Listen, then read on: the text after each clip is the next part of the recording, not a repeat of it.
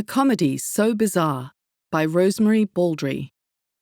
Winmalee, 2777.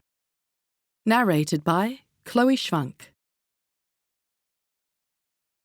Dad worked at the Fort Macquarie tram depot on Bennelong Point during the early 1950s. I loved going there with him. I called it Daddy's Castle. The high stone walls and towers reminded me of the castles in my storybooks. This castle was on the point, across from Sydney Harbour Bridge, with the harbour, like a moat, slapping against its sides, rowing boats lined up and trams coming and going. I thought it, like any grand castle, would be there forever. By 1955, Dad was looking for a new job. "They want the site to build an opera house for the elite," he said. "Can I still go to the castle?" I asked. "The depot is being closed." We went to the castle one last time, but it wasn't the same. The magic had gone. It was a dull, grey day. The rain, like tears, fell in big blobs from the turrets. Even the sea had lost its sparkle. In 1958, Daddy's castle was demolished. The construction of the opera house began the following year, continued throughout the next decade and into the 1970s. During that time, Mum and Dad raised 5 children. The challenges they faced paled into insignificance compared to the problems that beset the opera house. Real-life drama of malice, lies and deceit, pride and arrogance, even scandal, played out during the construction. It would rival any production that later graced the stages of that building. In high school, I joined the debating team, and with the enthusiasm of youth, hotly contested topics such as, "The opera house is a monumental waste of money," "The opera house will never be finished," and my favourite, "The Opera House, a contest between homegrown mediocrity and imported genius." With sweaty palms, I proudly accepted the winner's trophy for that topic on behalf of my team. The ongoing saga fueled many a dinner-time conversation at home. Work on the opera house has been delayed due to a workers' strike. Dad waved his copy of the Sydney Morning Herald in the air. This was the first of many strikes, some relating to opera house issues and others due to the Builders Labourers Federation campaigns.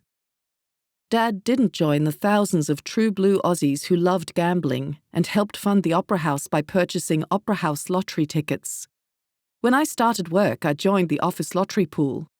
"You'll never win, love," Dad said, and of course, he was right. Cost and scheduling blowouts led to the forced resignation of the architect, Utzon, casting dark shadows on the white shells of the opera house. "I saw a protest march in Sydney today," I announced when I arrived home from work. "There's a lot of support for Utzon, and plenty of people who like the building." "We all have to stick to a budget," Dad said. "But it's a new design that's never been tried before. There are bound to be problems," I protested. "True," Dad conceded. "The real problem is the new Minister for Public Works, Hughes, and Utzon hate each other's guts. Maybe they should sack Hughes and let Utzon get on with the job." As a dreamer, I was seduced by the promise of a building that would float on the harbour.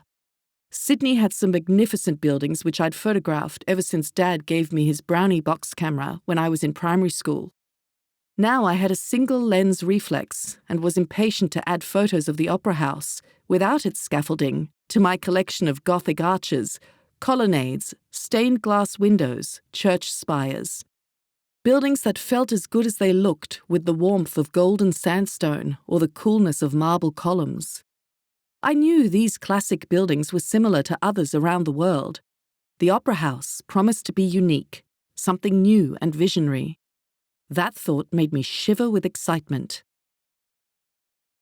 When I was leaving for a working holiday in the UK, Dad voiced what I was trying not to contemplate.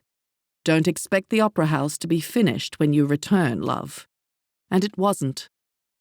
The drama of building the opera house could have been a tragedy, but turned out to be a comedy so bizarre it's hard to believe. 16 years after Utzon won the Sydney Opera House International Design Competition, the building was finished. Hubby and I couldn't wait to see the Queen open the opera house. Dad didn't come. Too many people for me, love. Thousands and thousands of people lined the streets of Sydney, waving and cheering as Queen Elizabeth II and Prince Philip drove slowly down the route to the Opera House.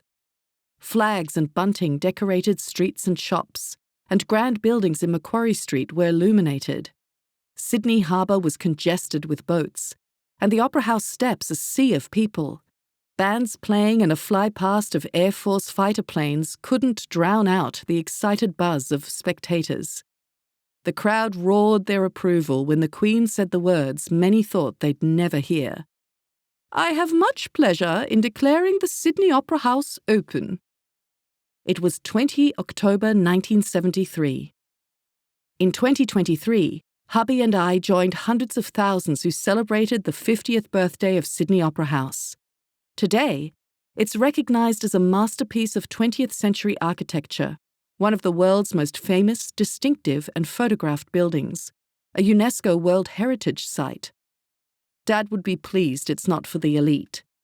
Now we have a home for the performing arts, a centre for all forms of culture, a community hub with restaurants and places for everyone to meet and enjoy our floating masterpiece. When Dad died, I became the custodian of his photo albums. I thought he, like Utzon, had never seen the completed opera house.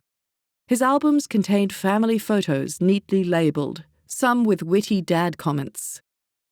One page contained 2 photos, no labels or comments. One was of Dad and me at Daddy's castle, and beside it, a photo of the finished Sydney Opera House. The end.